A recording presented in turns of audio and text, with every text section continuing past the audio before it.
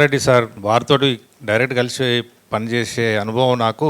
నేను Siddipet executive engineer ఉన్నప్పుడు వారు మెదక్ ఎస్సీకి వచ్చారు. అదే ఫస్ట్ టైం వారితో కలిసి పనిచేయటం. చాలా మితభాషి ఆయన. ఇప్పుడే తెలిసింది సార్, అంటే 1-2 వీక్స్ బిఫోర్ సార్ కూడా చదువుపట్ల. నేను నకరెక్కల్నే చదువుకున్నాను సార్, జిల్లా పరిషత్ high school నకరెక్కల్.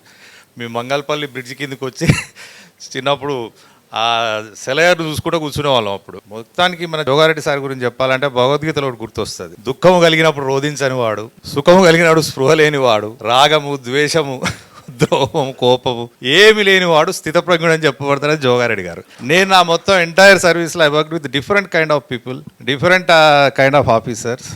Is the coolest man. Strike personality అంటారుగా స్థితప్రజ్ఞతో, అది వీరిలోనే చూసినాను. Thank you sir. Your service will be remembered for long time. Thank you very much.